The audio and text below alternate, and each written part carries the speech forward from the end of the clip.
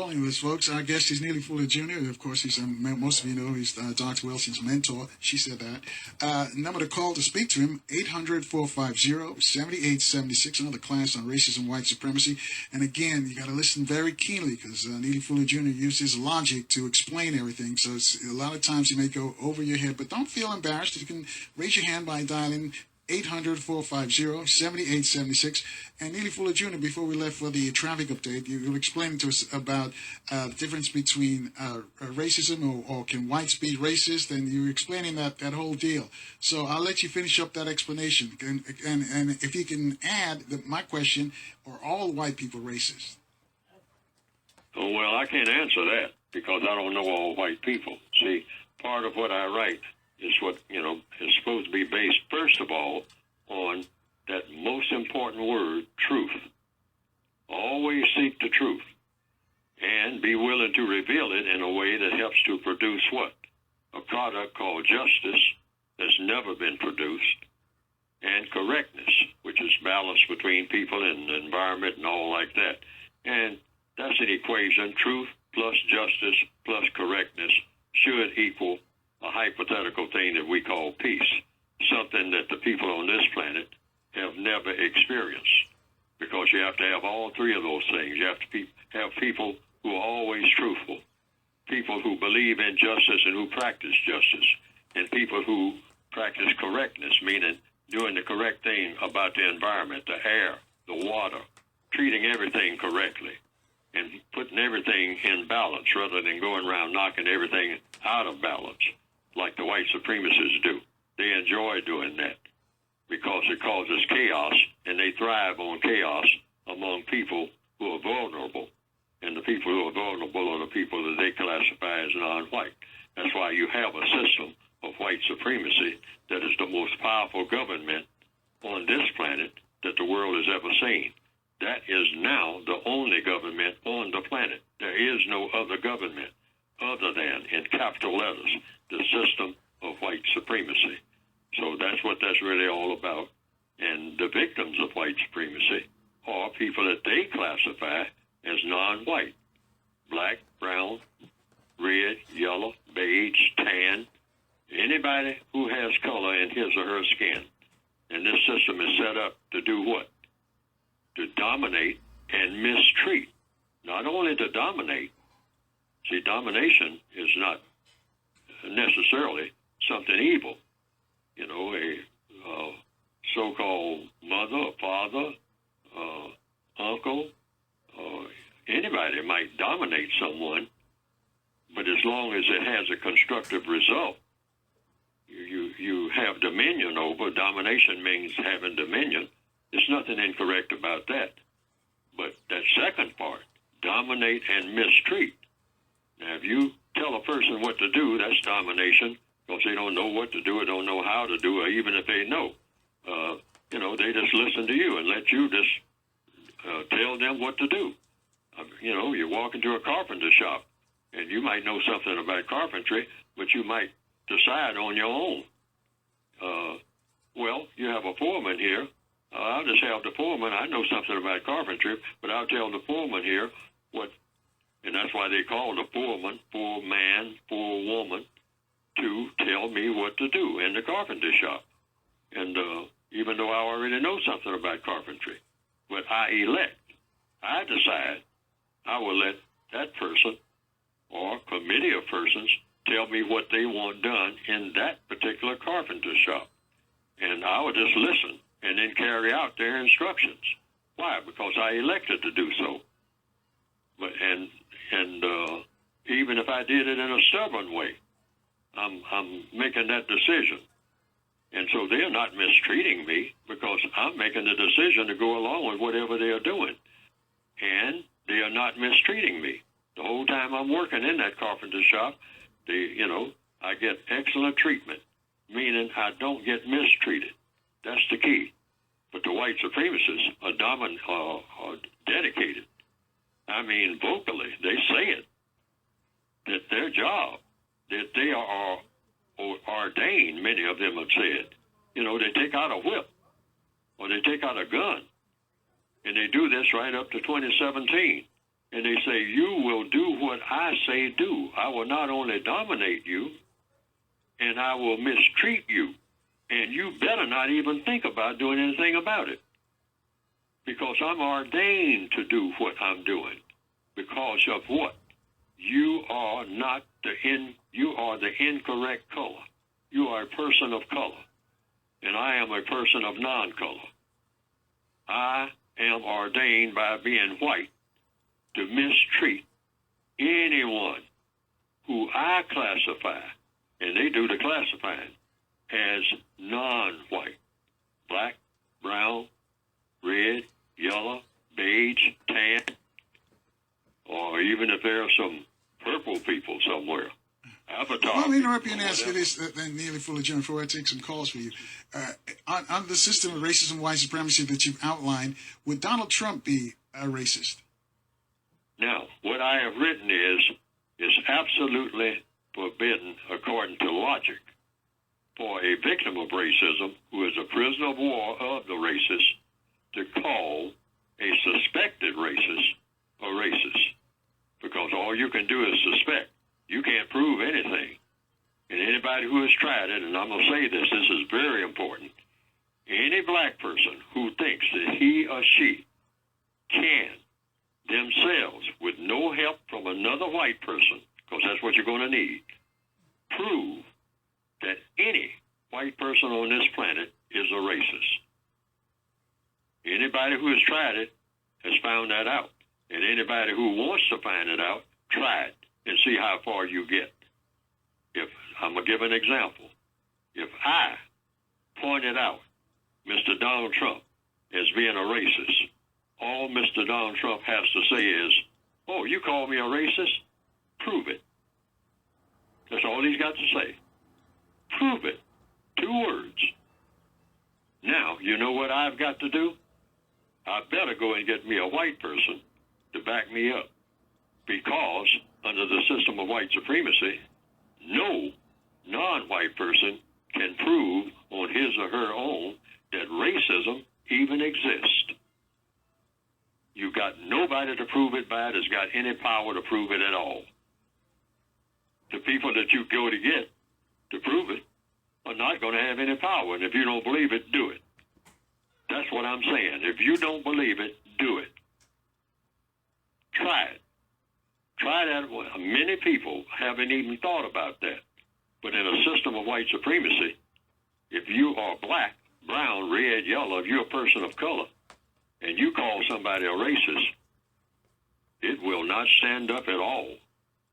Your charge will not stand up at all under the system of white supremacy unless you go and get a white person to verify your charge. No black person can prove the existence of racism in the system of white supremacy. None. Right. Nowhere on the planet. You can't prove it because you don't have anybody to back you up. See, it takes muscle to back that up. And only the white supremacists on this planet, on racial matters, have that kind of muscle. It's a criminal operation, and just like the Corleones, they're the only game in town, like in the movie Godfather. In other words, you wiped out all opposition. So only you got complete control of the prison now. All right? Everything else is falling by the wayside. So that they are made beggars. See, I can beg for a white person, come and help me prove that Mr. So-and-so, or Mrs. So-and-so, or Miss So-and-so, or Captain So-and-so is a racist. Sir, if you will. And if that white person says, I'm not doing that, because I say that the person is not a racist. I got nobody else to run to. If I run to a black person, that black person is going to have to go and run to a white person. I'm saying if you don't believe this, try it. Anywhere on this planet. That proves the existence of white supremacy itself in the minds of those who follow logic. All right. Folks, I told you, got to use logic. That's what Neely Fuller Jr. uses to express his point. Again, the question was Donald Trump a racist? He asked that. And just over the news a moment ago, he's canceled the Cinco de Mayo celebrations at the White House. And it's been honored for many presidents. Anyway, this weekend, there'll be no Cinco de Mayo celebration for the Mexican community at the White House. What are your thoughts? I'm going to take a quick break and we come back and we'll take your calls right here. 800-450-7876 gets you in to join the discussion. Your calls are coming next as the big show rolls on. But we acquiesce and we give the power over to them by using the terminology that we use so consistently, which I think is so inappropriate. And then when I heard our brother talking earlier that they represent the strongest government, the only government, the most powerful on the planet, it's their game, and we're just pawns in the game, then aren't we acquiescing and saying, well, we can't beat this? And then my question is, well, then what is our connection to, one another and our connection to the Most High? What value is that? Not that we. All right, let's give him a chance to respond, Baruch. Good questions. Sometimes I have. Oh. Go ahead. Sometimes I have difficulty understanding the question. Now that's my fault. I really sometimes I have difficulty understanding the questions that people ask me. I'm probably one of the few people that goes on the radio who has that kind of difficulty, and that's probably my fault because I'm supposed to have understanding of what a person is saying if they're saying something. But if I think that I understand what the person is saying, the terminology that I'm using to describe a situation may be in error. Now, I'll have to say to that, if that is the question, I don't think so. Because I believe in using exact, razor-sharp, without fail, terminology that really fits. I don't mean fits kind of. I mean really fits the situation that we have. Just like a surgeon calling that part of the brain surgery, say, or heart surgery, calling everything exactly what it is, not calling it something else, calling it exactly what it is. And no matter how difficult the surgery might be, if you find cancer, you say, well, let's just call it a mild headache. Say, no, this is liver cancer. This is not a mild headache. So what are you going to call it? You're going to call it a mild headache and go down there and tell the rest of the staff, the nurses and whatnot, to go down and treat patient number 17 for a mild headache when my diagnosis has shown that this is galloping, terminal liver cancer. That's what I'm dealing with. And when I go in that operating room, that's what I'm dealing with. I'm not dealing with a mild headache. White supremacy sends that kind of message. That's why they're still supreme, because people keep calling it something else. I've heard it called, like one word that is used in the early part of this program, bigotry. That doesn't tell me anything. But if somebody says white supremacy, I got one question. Is that true or false? Are people who classify themselves as white and believe in, because they're white, dominating and mistreating people of color, do they actually do this? Are they actually supreme? And when they, even if they say they are acting like they're supreme, do the victims of them act like they're supreme? These are questions. And when you examine the facts, when you examine if you're a person that really seeks truth and don't cut no corners, don't try to get feeling good, because many people, when they're told that they have cancer, what they want to do is be told something else. Why? Why do you want to be told something else when you're told that you have cancer? It's because you want to feel good. That's why. And I can't hold that against anybody. If this is all about feeling good, about a terrible situation, about an actual truthful situation, if we want to use terminology that'll make us feel good about it, like going around in the cell block in a prison and handing out cotton candy to all the prisoners and say, well, we can't give you justice and we can't release you, but we can make you feel good in your cell. And so a lot of prisoners say, well, yeah, give me some cotton candy, or cotton candy doesn't work, give me some cocaine. And don't ever let me out of here, because I'll imagine that I'm already out if I get enough coke. Because that's probably what I'll do when I get out. So the white supremacists say, that's my kind of boy. That's the kind of people I like. They make excellent slaves forever because they want to feel good. There's a scene in the movie, Saving Private Ryan. I looked at it about 3 times in a row recently. And there's a sniper that's in that unit with a captain. And they're fixing to hit a German position that has to do with World War II. And the captain, played by the actor Tom Hanks, said, you know, he's talking about, we got to hit this position up here. It's not really a part of our direct mission, but it's a part of our overall mission. So we're going to take out this radar site. Now, so it's going to be risky, but we're soldiers, and we're going to have to do it. And so the sniper, a very thoughtful person, a very logical person. See, I'm not disparaging any scenario that anybody brings up. I want to say that, because these are excellent scenarios. Why not do this? Why not do that? Why not change the language? All like that. Well, I've been changing the language, but I'm not going to change the language in such a way that I get away from the truth. Now, this sniper said, he said, Captain, I don't feel good about this. This looks like this is real risky. And the captain said, when is the last time you felt good about anything? Implying you came through the Battle of the Bulge. You're going to have to fight your way all the way across France, and then all the way across Belgium, and then into Germany. And your chances of coming out of this alive are very slim, being in a Ranger battalion behind enemy lines. But we're going to hit this position, because this is not about feeling good.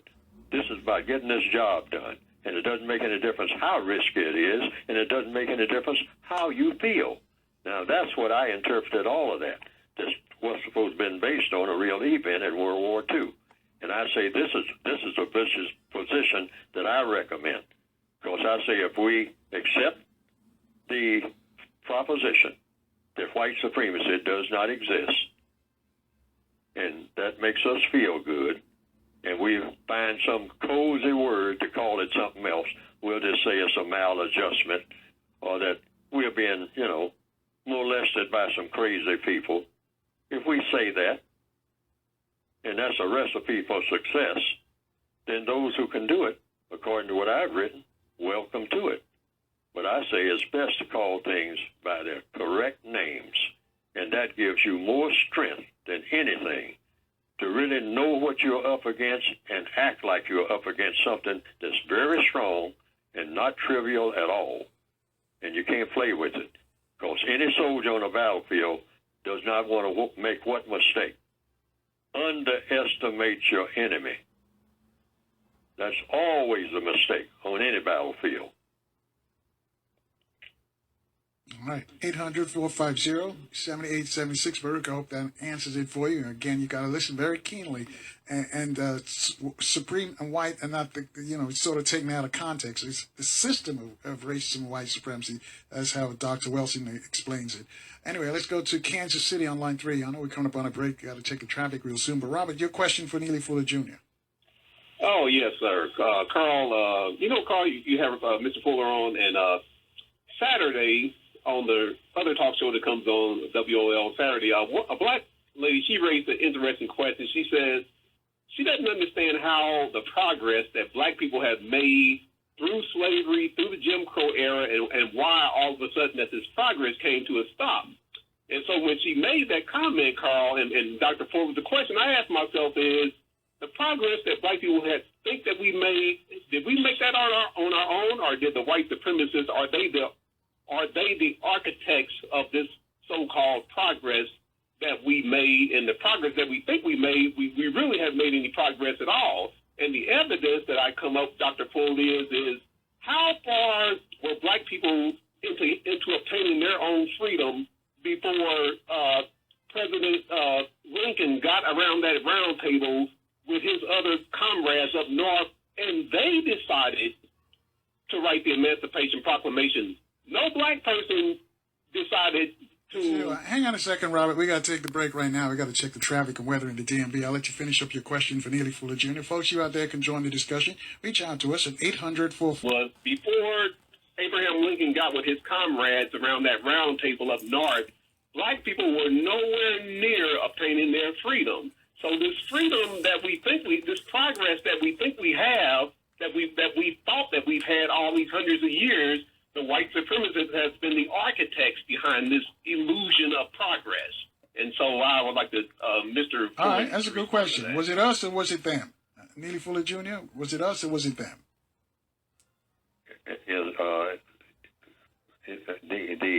What's that you just asked me? Was it us or was it them? All the progress that we made, was it made because they allowed us to make the progress, or we made it on our own? That's basically what Robert is asking. The answer is yes. Yes, to which one? On our own. We didn't. They allowed us. Okay. They still had power.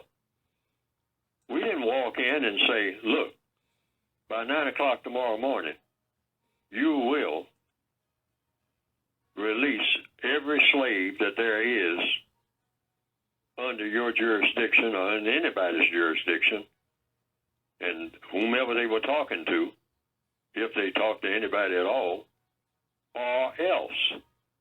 See, that's the way it's always been down through history. In other words, like the Corleones, I'm going to give that example again. Somebody might remember in The Godfather 1. The Godfather doesn't make requests for the second time. If he's turned down for the first time, you find a horse's head in your bed or something else. In other words, you're going to get made an offer you can't refuse. Now, black people, according to everything I've read, weren't in any position in the 1800s to make an offer to anybody that they couldn't refuse. So that decision was made, presumably, by the white supremacists of this world themselves. We are going to modify our style of practicing racism. That's all that was. People sometimes ask, when did slavery end? And to get a grade on it in school and all like that. But the true answer is, it didn't. When did black slavery end? It didn't. Nowhere in the world. So-called colonialism, which is slavery. When did it end? It didn't. Why? Because you still have white supremacy. I mean, so calling it by another name didn't change that. So what was the name that it was called? Slavery. So what is slavery? Slavery is nothing but a form of mistreatment that you haven't figured out a way to do anything about it. It's just another form, it's just another name for one other word that I use all the time, mistreatment. Anytime somebody is mistreating you and you don't know what to do about it, you are a slave to the person who is mistreating you. That is a law of logic. That's a law of physics. That is a law of the universe. See, we need to tap into laws of universe and not get faked out by the misuse of language. That's where the problems come from. We call things all kinds of things, even in this discussion today. A word like bigotry. What's the definition? I've looked at the definition. It didn't make much sense to me. You know, even the word justice doesn't make much sense. That's why I made up a compensatory word. I have a whole book that I have written called a Counter-Racist Codified Word Guide, where I came up with a definition for justice myself because I was completely dissatisfied with the way the word justice is being used. Everybody talks about justice, no definition. So I came up with a two-part definition for it. Part one, guaranteeing that no person is mistreated. That's clear. There's no shilly-shally. Number two, guaranteeing that the person that needs help the most gets the most constructive help. And I put it in the codified word guide. But when you look in the average dictionary, when you see the word justice, you also see the word fair. Now, fair also, see how word tricks come in to play? You associate the word fair with the word justice. You call it fair play. Then you associate the word fair with white. My fair lady. Treat me fairly, meaning treat me whitely. Don't treat me with that dreaded blackness. You're treating me in a black manner, all right? Oh, these are dark days. Fair. My fair lady. Oh, now I'm being treated fairly. And then you associate the word fair with justice. See, we have to pay attention to words. I'm not doing anything unique, really, except slowing down and paying attention to details, because the white supremacists are the greatest detail study people. That's why I say they have the greatest minds that they use. I won't say that other people can't learn stuff. It's just that we won't learn stuff. We have contempt for learning. The white supremacists study everything. They study a grain of sand. Because of what? Simply because it's there. You walk right past Brian, they're in the library, in the laboratory, and you say, "Hey, Brian, what's up, man? You know, what's that you're studying?" You say, "I'm studying this grain of sand." Now, Brian is white. And you say, "What are you studying that grain of sand for?" "I'm studying it because it's there. It's here on this planet with me. And I never saw a grain of sand like this before." And so what are you studying it for, Brian? "I don't know. I'm just studying it because it's there. It must have a use. It must be something, some reason why it's in the universe." "Well, how long have you been studying it?" "Oh, for about 15 years. "You've been studying a grain of sand for 15 years, Brian? Man, you crazy." And I'll walk on down the hall, because I'm, the smart Negro that knows everything. I already know everything. I ain't studying nothing. I'll walk past a whole pile of sand. I won't even look at it. I'll go somewhere and raise some sand, but that's about it. I have no interest. But this is why Brian becomes my master, because he studies everything, including me, in detail. In detail. That's why I say white supremacy. To reiterate what I've been saying on this program and what I say all through my book, I'm not shaking loose from that term.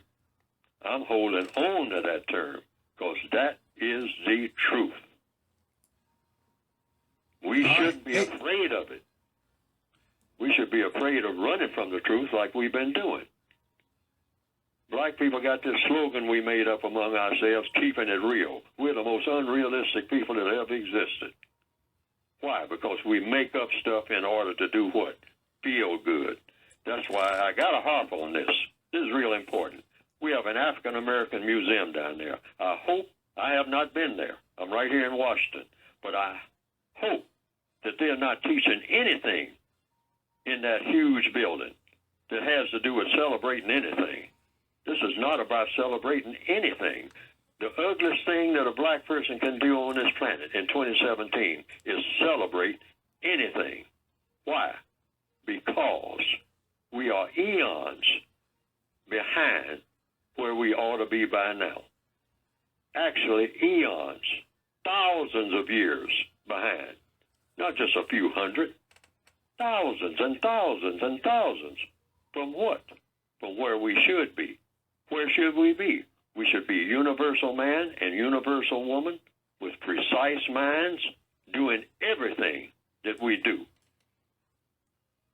in a constructive manner with a constructive result. Doing all areas of activity, economics, education, entertainment, labor, law, politics, religion, sex, and war.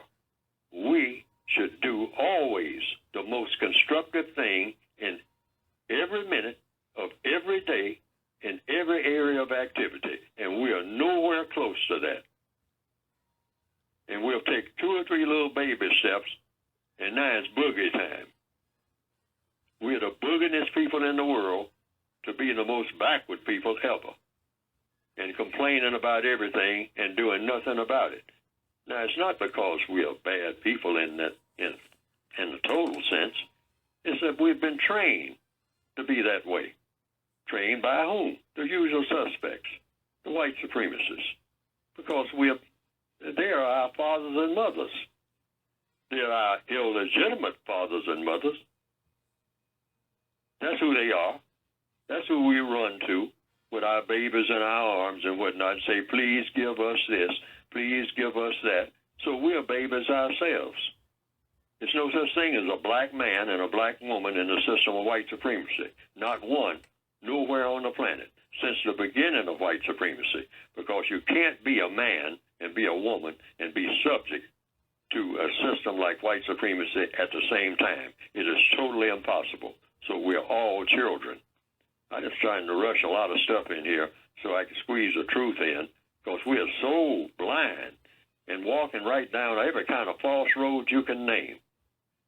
I mean, getting involved in every kind of stuff. I mean, worshiping hair and all this type of thing, where it becomes it consumes our entire minds, and thinking that that's some kind of magic thing. I heard somebody say today on an earlier program, well, hair is the antenna of a black man's brain.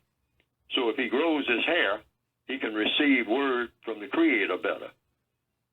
Well, what kind of messages have we been receiving through that hair? We need to get on another frequency with the kind of shape that we're in. We got a whole bunch of black people who are out here messing up big time. They got plenty of hair. So there's no proof of that. None at all. But we make this stuff up in order to do what? Feel good. We'll do anything to feel good. That's why we do this cocaine thing. We'll dive right in and think that that is the solution to all our problems. One more tattoo, one more hairdo, 3 high fives and a hug, and that's the solution to everything. And we call that black culture. That is absolutely horrendously shameful. Hold that thought right there, Neely Fuller Jr. We got to take a break here. Neely Fuller Jr. is on fire. 800-450-7870. Became a part of the moon. The first little speck of dust, because the moon is made up of little specks of this, that, and the other, whatever it's made of. Whatever created the moon. Do I have to know the entire history of the creation of the moon? Meaning, do I have to know the beginning of creation itself in order to know enough to go to the moon and back? And using logic, the little fun, rudimentary logic that has come into my mind the little time I've been on this planet, which is not a whole lot of logic that I've acquired, I came to the conclusion I don't need to know very much history of anything dealing with white supremacy about the actual day or the minute or the person who first said, hey, let's start a system of racism. Do I really need to know what the second cousin of that person was? Or the exact year or the exact moment or what they were doing or whether or not they had eggs for breakfast on that day? Do I need to know all of that in order to do what? In order to eliminate it. And I came to the conclusion that's based on what I might call kindergarten logic. No, I don't need to know that. I don't need to know how to move a rock on the moon by looking at that rock and say I can't move that rock unless I know the whole history of how that rock got there. Why? Because here on Earth, I have moved a rock. You know, the rock was in the way, so I just kicked it out of the way. I was walking down a country road, and the rock was sitting there. I didn't know the history of the rock. I didn't even know what kind of rock it was. I just kicked it, and the rock went sailing to the side of the road. And that was the end of that. So I say, dealing with white supremacy is the same thing. That's kindergarten logic. Yeah, I don't know, I have to know the history enough to know that the rock is there. And I have to know the mechanics of moving a rock. In other words, if I kick the rock, will it move? And so, I don't know. So I kicked the rock. And the rock went sailing to the side of the road. So I say, well, I didn't know the history of the rock. Was it a quartz rock? Was it a diamond? Was it some type of other rock that I never heard of? But I know one thing. I moved it. Why? Because I figured out the mechanics of, in order to move the rock, the size of the rock and the size of my foot, and a good swift kick would send the rock sailing to the side of the road. So I kicked the rock. Now, that was a long-winded expression to answer the question that was asked. But I'm trying to frame within that one question the answer to thousands of questions that would be asked like that, following what? The logic that comes with the universe. See, sometimes we don't need to know everything about everything in order to get up off of a log and walk across the street, rather than sit there and look at the other side of the street and talk forever about, I wonder, is it possible to get to the other side of that street? And sit there and sit there and sit there and study the whole history of the other side of the street before I can get up and walk across the street. That's a very important lesson, and that was a very important question that was asked. Now, that's question one. In other words, we just need a code for eliminating something that people made called racism. That takes care of question number one. I'm trying to write a code that will do that, and I'm trying to do it in record time, because I say, well, one thing in answer to the second question, you better believe that I believe that white supremacy can end, and when it will end. It will end when, just like that rock, we stop looking at it and kick it. But in order to kick it, you have to know the mechanics of doing so. See? And that might take, not just like kicking a rock, things that you do, things that you don't do. Because everything is about doing and don't doing. Everything is about saying and not saying. These are the laws of the universe that came before Neely Fuller was ever thought about in, his mother's mind or the creator's mind, really. So logic came with the universe. We need to tap into logic, which is what the white supremacists teach black people not to do. Don't be logical. Always talk about how you feel if you're a Negro. A Negro got plenty of feelings, but do not attach those feelings to logic at all. Go get a white person if you want to deal with logic. 1 and 1 is 2. Fire will burn. Water is wet. The white supremacists study these things. That's what they go by. All right? They use feelings to be inspired to study these things, but they don't act on their feelings until they know exactly what they are doing. A black person is systematically taught in the system of white supremacy by the white supremacists to do what? To go by what you feel. Feelings change every 2 or 3 minutes, and they are totally unreliable unless they are attached to what? Logic. Your feelings are just a live wire. Got plenty of energy, and black people have a lot of energy, but they have to be attached to something that makes sense. Otherwise, that's energy like a live wire, not attached to anything, with a lot of power in it, and you see a live wire lying in the street, don't you come nowhere near it. And it's the same with a black person. Don't you go nowhere near that black person with a whole lot of energy, but not attached to anything that makes sense. Because what will happen? You'll get electrocuted. You'll get shot. Anything might happen. That's a live wire, but it's not attached to anything that makes sense. It's just thrashing about all over the street. Bumping up against cars and all like that. That wire is alive. It's swirling all over the place. And that is a picture of black people all over the world. All this energy and not attached to logic. And the white supremacist sits back and watches that live wire studies it, and then takes control of it, just like you take control of a snake's head, and then will take all that energy and put it right where they want it to go that will serve their purposes. That's what white supremacy is. And what did they do that was different? They did some thinking. They say, now there's a whole lot of energy. How do you harness that energy? You focus it. That's what you do. And where do you focus it? On doing something that you want done. Now, they don't know what they want to do, and that's why they're all over the place. They haven't set a mission, except doing what? Impressing each other. And that's not a worthy mission for all that energy that black people have been given by the creator of energy. I hope that answers the question. I think it does. 800-450-7876. Can we take another question, or do we come up on the break?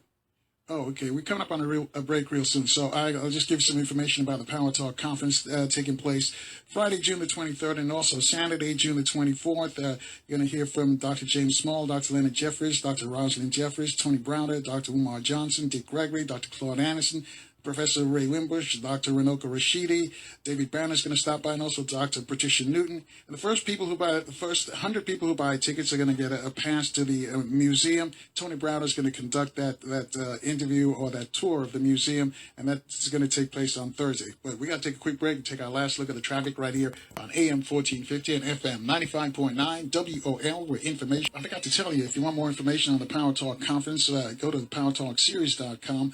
This year, Dr. Francis Cress Welsing Freedom Fighter Award goes to Dick Gregory. Last year it went to Dr. Claude Anderson. So again, just go to powertalkseries.com.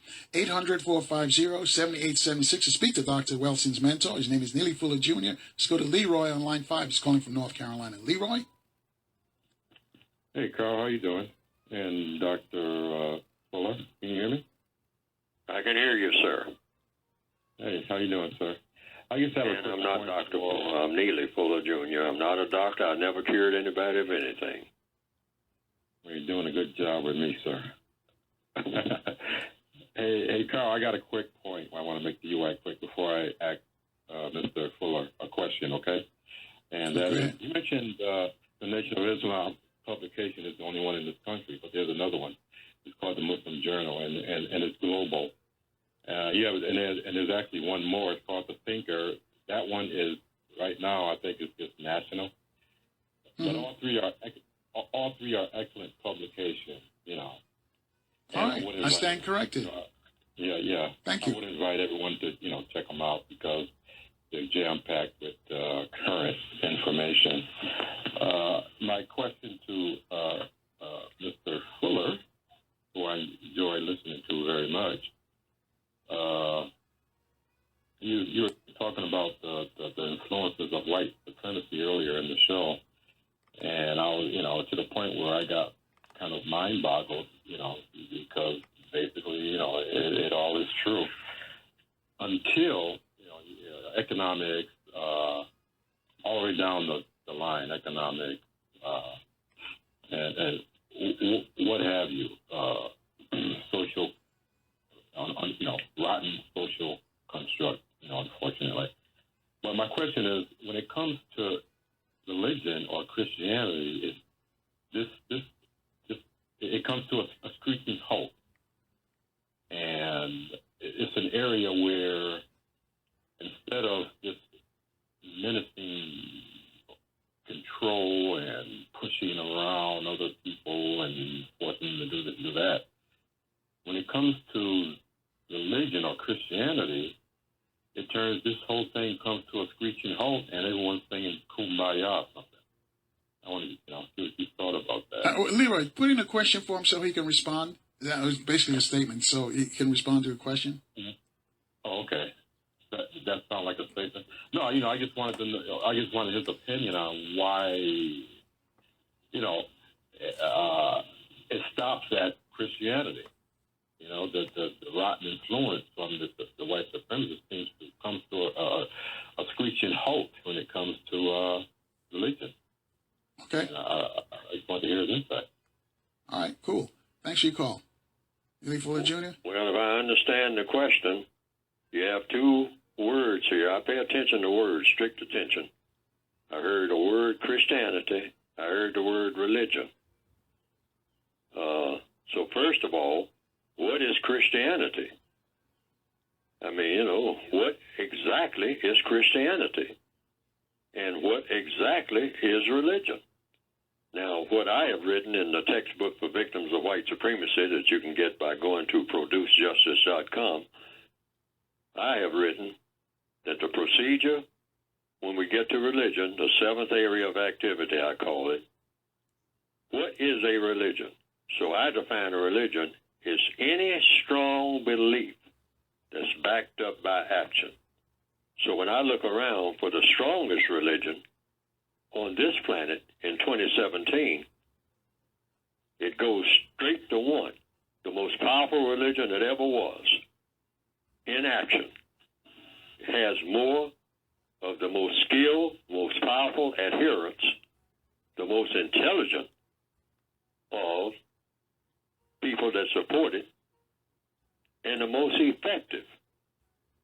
And that is the religion of white supremacy.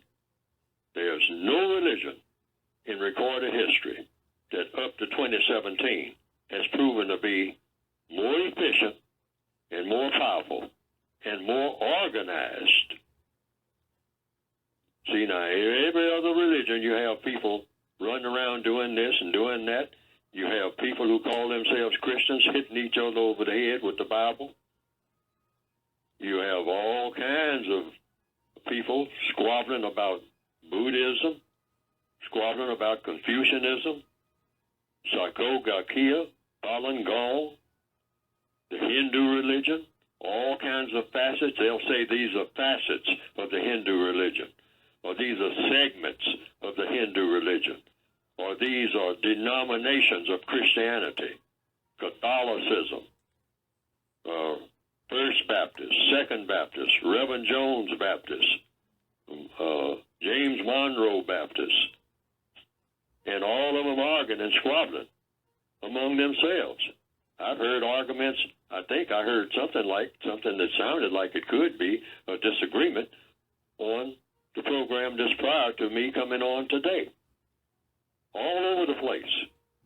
Squabbles between people who say that they are Muslims. And then somebody will say, yeah, but what kind of Muslim are you? You know? And so it becomes Shiites and Sunnis and something else and something else and people fighting, killing. Judaism, black Hebrews. You got black Hebrews. You also have things called black churches.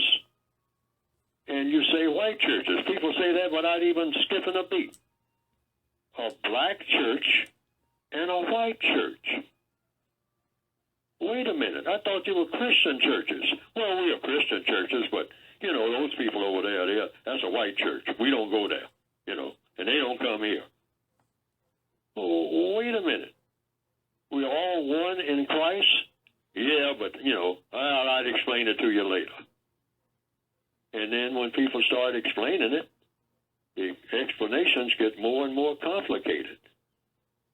But I discovered just by standing back and looking and looking and looking for a long period of time, and I concluded that the strongest of all these religions is a white person that believes in white supremacy and comes around and checks out everybody else's religion, particularly whatever religion that non-white people practice, Buddhism, Confucianism, Hinduism, Christianity, whatever it is. And they walk in and they take a look, and they look for one thing. Does your religion hurt the business of white supremacy? Because if it does, they will walk right up to you. If you're a person of color, and they will tell you, you can't practice that here. You can't practice that anywhere around. In fact, you can't practice that nowhere on my planet without my permission, or I will overrule your religion and your gods. If you got a dozen of them in Hinduism or whatever, I'll overrule all of that. I don't care nothing about that. because my God is stronger than any God that ever was as a white supremacist. The white supremacist God is stronger than any God that ever was. And I'm not in the process of proving that, folks. That's what the white supremacists say. I have proven it. You all out here trying to prove something, that you believe in this and you believe in that. But when I come around, if you got color in your skin, what you show by your deeds is that you believe in me. Because I am what you call on this planet. Now, you may call on your God, I don't care what you call it, if you got color in your skin. But when you are really hurting and you need help, you will get on a leaky boat with all your children. You got all your tribal religions and whatnot that you dance around the fire and talk about, or you say you're a Christian, or you're a black Hebrew, or you're a Muslim, or you're this. But I see you in boats trying to ask one question. Which way did the white people go?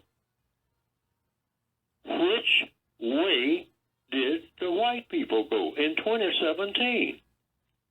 After thousands of years of saying your religion will protect you. Well, if you've got color in your skin, why doesn't your religion protect you from all the vicious things that the white supremacists just do with their feet up on the desk and eating a sandwich? And they do it all with just pushing a few buttons on some kind of little console or something. We're going to have to answer for that. Because for some reason, the system of white supremacy has stronger believers and the most powerful believers because they prove it. They don't talk about what's coming. They talk about what is now and what has been as long as they have been in business when it comes to people of color. And I've heard people of color say that they have been from church to church, from religion to religion, that they have latched on to religions that I've never even heard of. And they say that after they have been, and listened to the sermons and all like that, that they find that the people of color who are preaching to them, when the white supremacists come around, they always say, can I have permission to do this? Can I have permission to do that? Can I build a parking lot outside my church? They don't go and say, God told me to build a parking lot and I'm building it. No. They say, I got to get permission. So God must have told you to get permission, right? And now the white supremacists, watch this. Because Hold that thought right there. We got to take a quick break, Neely Fuller Jr. 800-450-7876 to speak to him. Your calls are coming next right here. Just really get into it because he uses logic to explain everything. And having said that, Neely Fuller Jr., if you can shut up on the answers, because still got a bunch of folks from across the country got questions for you. So I'll let you finish what you're going to say before we left for the break. Yeah, well, I just want to say this as a bottom line. Now, I'm not criticizing anybody's religion except one, and that's the religion of white supremacy. Why? Even though they say we're supposed to have freedom of religion, why would Fuller, going along with that, say that he's going to make an exception? Because that's what, in the Northwestern Hemisphere, you're supposed to have freedom of religion. You practice a religion that you choose. Nobody imposes religion on you. That's what we're told. But there is a religion being imposed on me, and that's the religion of white supremacy. That's what you call it. It's a religion. And what is a religion? A strong belief backed up by action. Now, why do I keep emphasizing that? Because I've heard people make statements like, all down through the years, a person would say, I'm a member of such and such a church, and my religion is such and such a thing, but I don't practice it.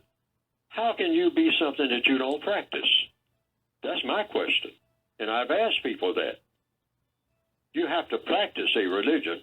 You can't be an airplane pilot without being an airplane pilot, without piloting airplanes. I mean, that's not logical. And you can't have a religion that you don't practice. The white supremacists are the only people that I have ever encountered who practice every part of their religion. They don't say, I practice part of it, sometime, maybe. Like many people will do that, depending on what the circumstances are. And that's almost in every religion. I have seen people say things that they say they believe in, and then I see them do things that does not correspond with what they said. The white supremacists are the only people I've ever encountered that don't cut corners on their religion at all. Everything that they say they believe in, which is mistreating black people, they do it. And they do it with maximum efficiency. And that is the strongest religion I've ever seen when they practice that, because they back it up. They don't back up at all. They don't back down at all. Nobody has made them cut corners on their religion. Nobody. Everybody, every type of politician, every type of super scientist, every type, nobody of color has made them back down on anything. They will, listen to a person and listen to some complaints, but they make the decisions just like this program started off this evening. They'll listen to someone say, well, I don't like being on the plantation, and, I don't think I should be no slave. I think, you should give me some other position here on the earth that you rule over, So they say, well, we got some modern conveniences here. We got different types of employment. Picking cotton is just one of them. So we can put you in factories and all like that, and put you in ghettos and all like that. How about that, And then, and give you some guns and some drugs and let you kill each other, keep each other occupied. I mean, you people don't know what to do with yourself, so I always outline what you're going to do. So I figured that out. Okay, so I'll let you get off the cotton plantation. That's all. I have a little dispute with other white supremacists about it, but we kill each other and all like that, but we settle our disputes and we shake hands. We'll knock each other out and kill each other and slaughter each other, but we shake hands, because there's one thing we agree on. We're going to continue to practice white supremacy. That's what white supremacists are. That's a part of their religion. They don't mind killing each other. But it's just like any gangster operation. Gangsters kill each other. But they come to the table, like Clemenza said in The Godfather. They do this every 10, 15 years or whatnot, cleans out the bad blood. Then they all shake hands, and then everybody goes back and gets a piece of the action. The action of whom? Just like they said in The Godfather, those animals that you call black people, those coloreds, let them lose their souls. They're nothing but animals anyway. They even look like animals and try to look like animals. I just added that, because we do.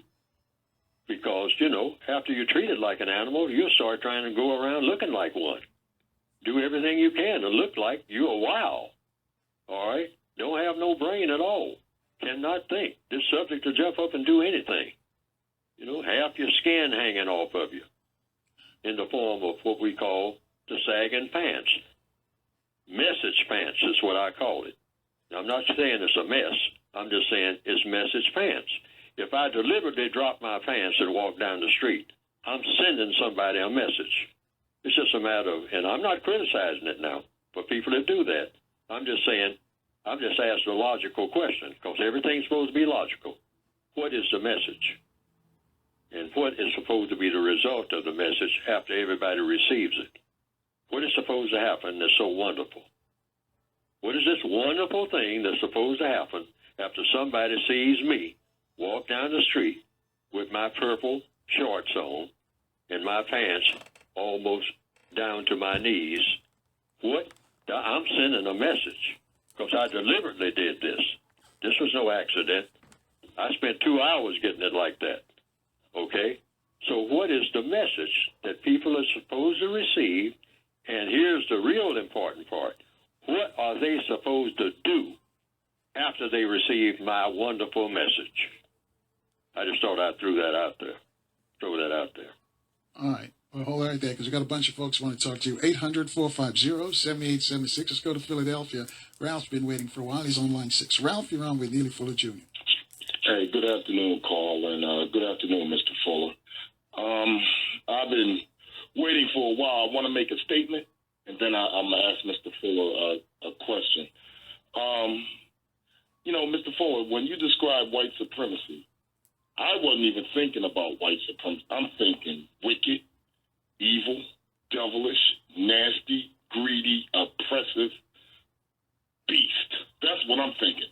If somebody called me a supremacist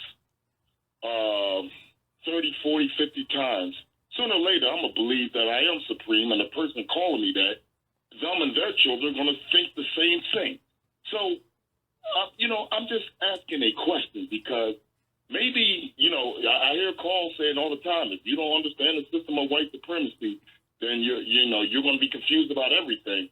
I see the system for what it is. I don't sag. I don't do any of those things, take a leaky boat to follow the white man. I don't do none of that. So I'm trying to find out what is the end base? What is the solution out of everything that you're saying about white supremacy? Because in my opinion, ain't nothing supreme about none of them. And I'll never use that term. So I just want to ask you, what is the solution and what are you trying to get across to our people? Do you want us to believe in the boogeyman?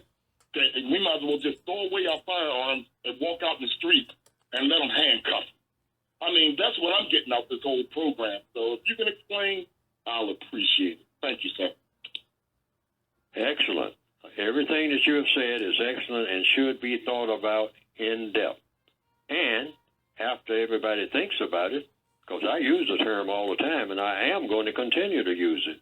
I just want people to think about it and then make their own decision. They don't have to use the term. They can use the term saying, like some people say, some people have even concluded and told me, I'm making it all up, that not only does white supremacy doesn't exist, they ain't supreme over me. There ain't no white people telling me what to do ever. I do what I want to do. I've always been my own man. I've had people say that. And I say, well, you should try to get everybody to follow your example, because then we won't even be having no conversation about race at all if everybody follows whatever your example is. That's what I would recommend that you do. Tell people to just do all the things that you do in that world that you have discovered, because I haven't discovered that world. See? My book is written for people who are victims of white supremacy and who know that they are. And it's written to put them in a state of mind where they face that fact and start doing the things that will eliminate it and replace it with justice. I've written a whole book, not just about what the problem is. Yeah, I can see why anybody is tired of that. That's why I started writing. I got tired of listening to what the problem is. And so I tried to write a book about the solution. And if this book is not the solution, and I say first thing, if you're going to solve a problem, you have to be willing to face the truth, even when it hurts, because pain serves a purpose. That's logical. Pain would not exist if it did not serve a purpose. When you get I had a bunch of toothaches, and I've had all kind of other aches in the years I've been on this planet. And when I got an ache, and I couldn't figure out what was causing it, I went to somebody and asked them to tell me what's causing the ache. And a lot of times, like in a toothache, I found out from a dentist, you have an abscess tooth. That's what's causing your pain. That's an alarm bell going off. Pain serves a purpose. Your body alerted you, hey, you better tend to this. And you think you're going to ignore it, it's going to keep getting worse. Okay? So I chose not to ignore it in the case of my tooth and in the case of a lot of things when I had pain. And someone who faced it and say, hey, I'm not going to kid you around. You got an abscess tooth, and this particular tooth is so rotten, it's got to go. It's got to go. And I say, yeah, but if you pull it, it's going to hurt. Yeah, I know it's going to hurt. But it's going to hurt a whole lot more if you keep ignoring it and calling it something else.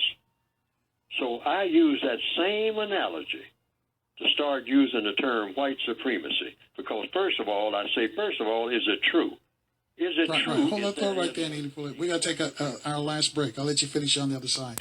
800-450-7876. Get you in. Speak to Neely Fuller Jr. We'll take your calls next. It's the big thing with us, folks. I hope you're really following what Neely Fuller's saying now. You got to use logic to do it. I know sometimes it sounds difficult, but it's really, really very easy if you break it down. Anyway, coming up in the next few days, Renoka Rashidi is going to be here. That's Professor Dr. Renoka Rashidi, world traveler. Also, Dr. B is going to stop by. And Richard Muhammad, the executive editor of the Final Call, is going to be here as well. So tell your friends to keep it locked on AM 1450 and FM 95.9.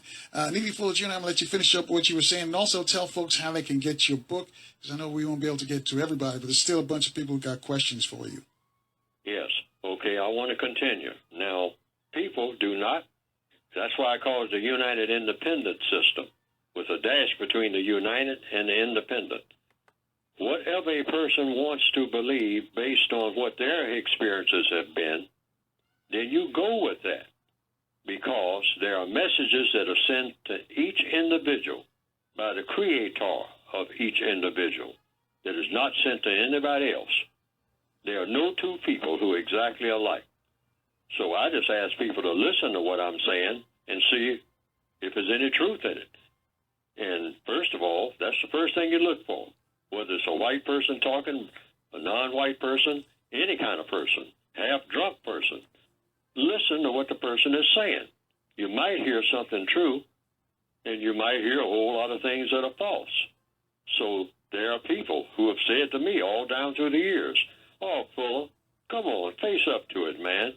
I mean, you bought into this thing about some kind of old white supremacy and whatnot. That's a whole bunch of myth. It ain't nothing to that. I mean, you ought to stop saying it." But then I would go back and I would check and I would take into consideration what the person was saying. But when I would check and triple check and double check and watch my own behavior and watch the behavior of everybody that I ever encountered, I said, "Oh no, this is real. I mean, this is a real toothache. I'm not imagining this. This is really real. There is such a thing as white supremacy, meaning white people who mistreat non-white people, and the non-white people don't know what to do about it. That is supremacy. That's the definition of supremacy. Anytime I do something to one person, and that person is scratching their head and coming back to me and asking questions, and I'm kicking them, and and anything that they want, they get from me, and anything that they're dissatisfied with, they got to come and consult me, and they just keep coming back and keep coming back. Well, I will assume from that type of activity that I am supreme over that person. I'm mistreating this person. And this person, even though they will declare that they are independent and that they ain't thinking about me and don't even like me, but they're dependent on me for everything. Economics, money, house, education, transportation, a loan. I've heard black people say, "I don't know why white people tell me nothing about what to do. I run my own business. I mean, I believe in black economics, and I'm black, and I got my own garage, and I got this, and I got that." I say, can it be taken away from you at any time? Well, no, without going through the courts. And I say, who runs the courts throughout this entire world, period? When you say going to court, who are you talking about? Are you talking about somebody from Mars? See, all you got to do is just keep asking questions. Questions and answers will always lead you to the truth. And I'm a person who believes in, just like on this program, asking every kind of question you can possibly ask. See, just don't stop at one question and one answer. Ask a million questions if necessary. There's no such thing as too many questions until you get all the answers. And I haven't found out anybody yet who could prove by all of their deeds that they don't come under the system of white supremacy. And I mean all of their deeds. Because if you are under the system of white supremacy in one, you're under the system of white supremacy in others. Now, I have not seen anybody. I don't say anything. I just stand back and watch. A person will say, nobody tells me what to do. I do what I want to do. I don't have a boss. I ain't never had no boss. I've heard people say that. And then I look around, and I see them responding to all kinds of bosses. And I don't think they're even aware of what they just said to me. I'm looking at it, and I'm wondering, am I missing something? This is a person that said they don't respond to nobody. Everybody responds to them. And the person is black, walking around in a planet dominated forever for everybody that's on this planet now by people who believe in white supremacy, either directly or indirectly.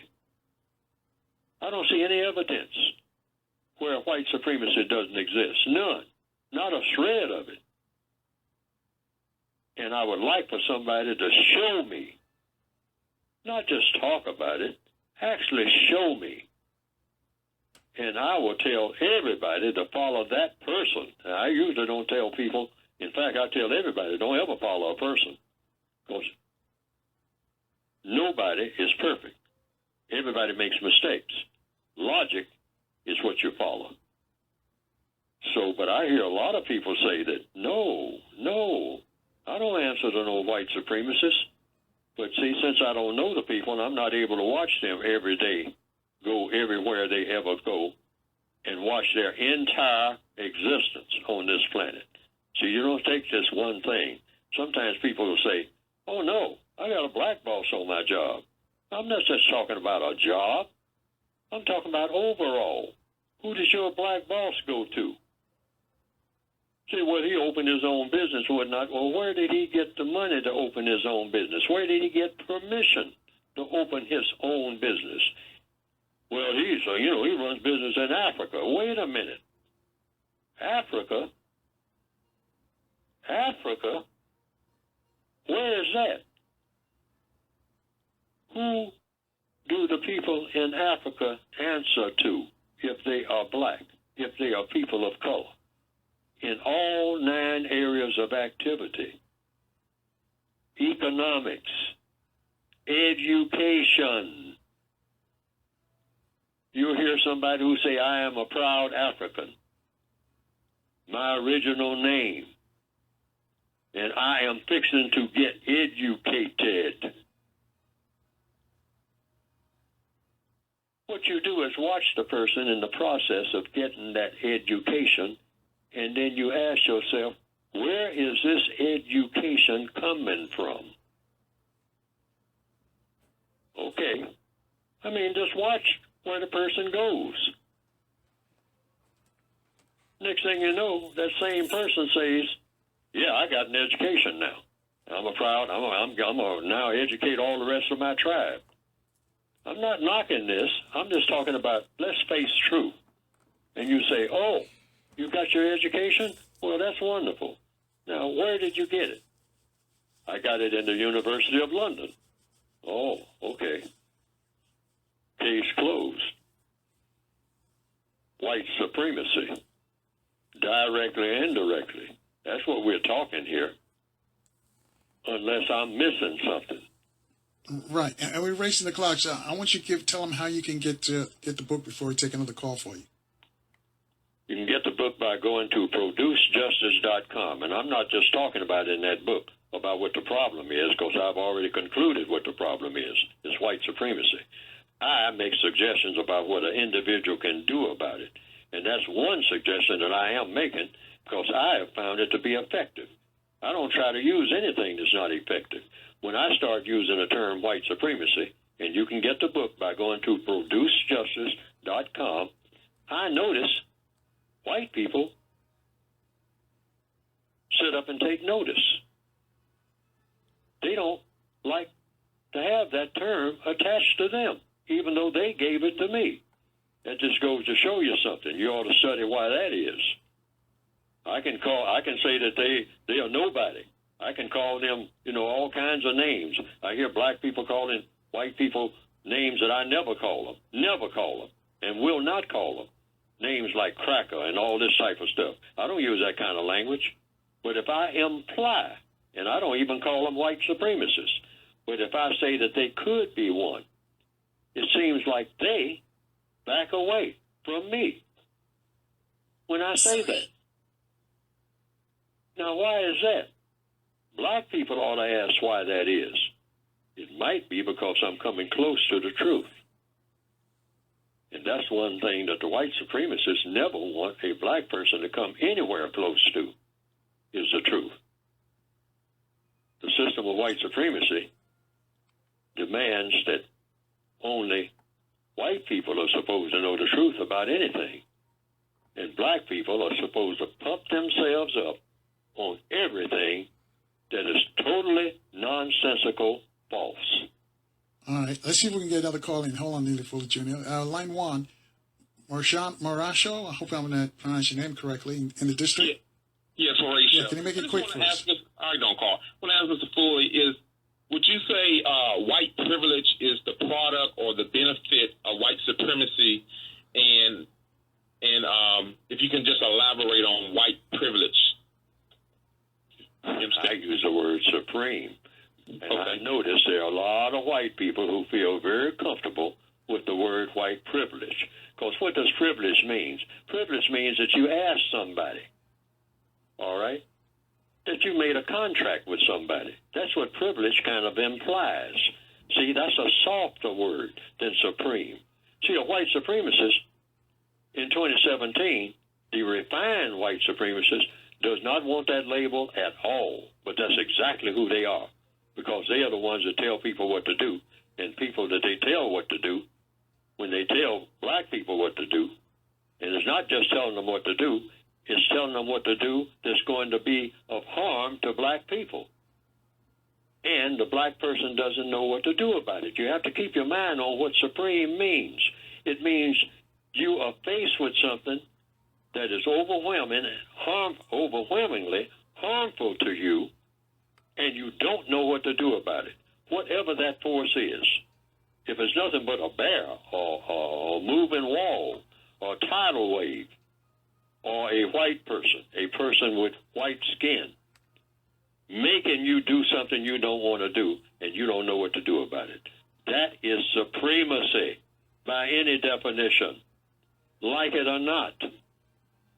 But supremacy can be overcome if you face that fact.